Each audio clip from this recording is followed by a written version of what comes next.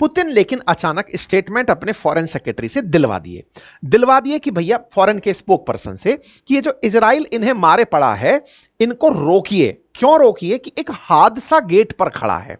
कौन सा हादसा खड़ा है जिसके लिए डराया जा रहा है? आप विचार कीजिए। और मैं कईयों बार कहता आया हूं कि अमेरिका इस समय बहुत डरपोक स्थिति में है और ट्रंप डरपोक राष्ट्रपति हैं। आप इसको ऐसे समझिए, ये वही आदमी है ना जो अफगानिस्तान से अमेरिकियों को लेकर लौटा था। कहानी यह है कि रशिया की फॉरेन मिनिस्ट्री की स्पोक पर्सन है मारिया जाकारोवा।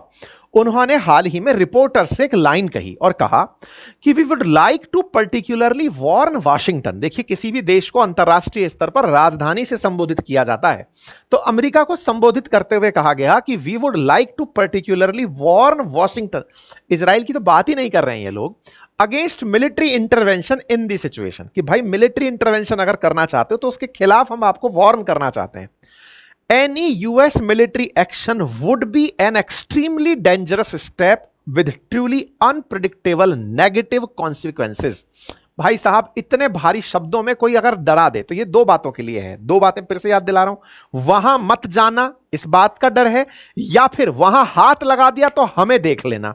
ये दो ही मायने इस लाइन के निकलते हैं। अगर इतनी गहरी लाइन आप कहीं सुन लेंगे कि बहुत बुरा हो जाएगा, देखिएगा बहुत बुरा क्या, कि ईरान तुम्हें मारेगा कि हम तुम्हें मारेंगे, यही तो परिणाम है। तो चलिए इसको समझते हैं, पुतिन की भाषा को समझते हैं।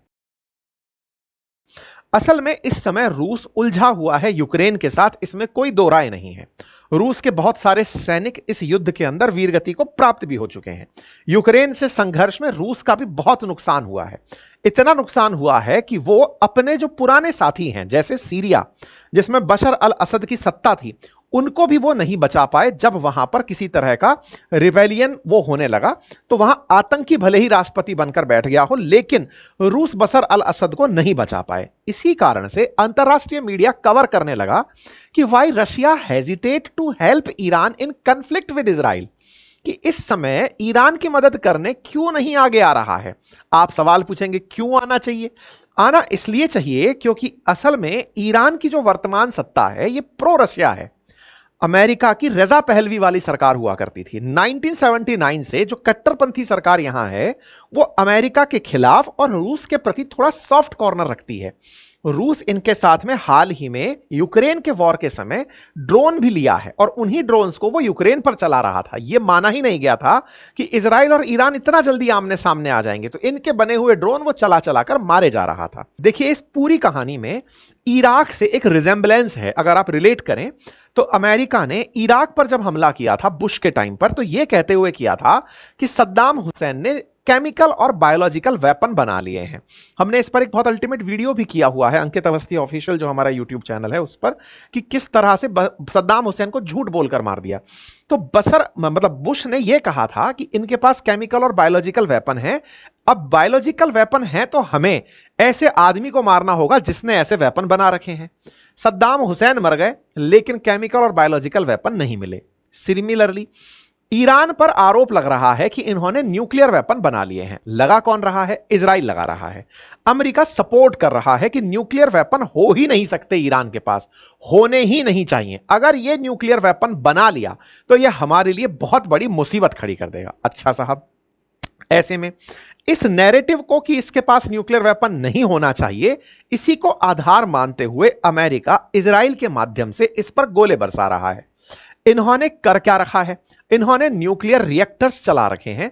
इन्होंने न्यूक्लियर एनरिचमेंट प्लांट बना रखे हैं। मतलब इन्होंने यूरेनियम को एनरिच करने का काम शुरू किया हुआ है, जहां यूरेनियम को उसके आइसोटॉप से साफ करके यूरेनियम 235 में बदला जा रहा है।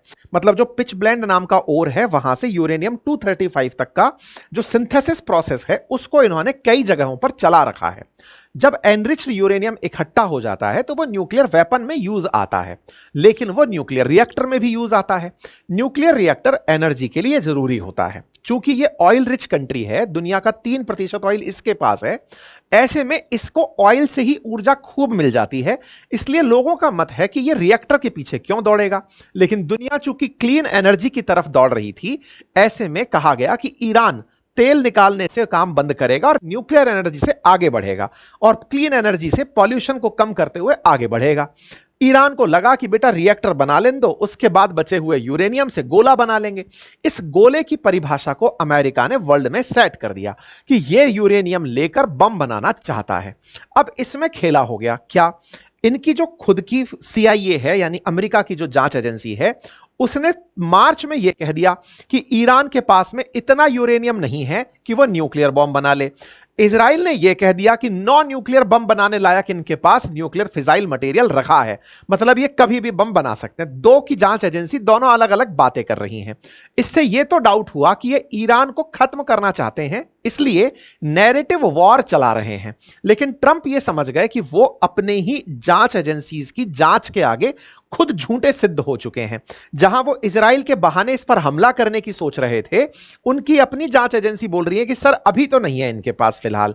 ऐसे में ट्रंप दुनिया के सामने उजागर हो गए कि यार मैंने तो कहा था कि इनके पास है और इनके पास नहीं है, ये मेरी जांच एजेंसी कह रही है। एक सबसे जरूरी बात और वो ये कि एक छोटा सा कार्य जो हम अक्सर आपसे रिक्वेस्ट करते हैं वो है चैनल को सब्सक्राइब करने का। मेरे प्यारे साथियों, जहां आप मुझे सुन रहे हैं उसके नीचे एक सब्सक्राइब का बटन दिया हुआ है, जिसे दबाने में कोई खर्च नहीं आता, आपका समय लगता है 2 सेकंड का, लेकिन आपकी ये 2 सेकंड की कीमत हमारे लिए हौसला बनती है। अगर आप इस छोटे से काम को करते हुए आगे बढ़े तो ये हमारे लिए बहुत ही सकारात्मक रहेगा, हमारे हौसले को बढ़ाएगा, हम आप तक और अच्छा काम लेकर पहुंचेंगे ये और सुनिश्चित करेगा। आइए आगे बढ़ते हैं। देखिए, अब तक इजराइल ने जितने भी जगहों पर गोले चलाए वो वन वे थे।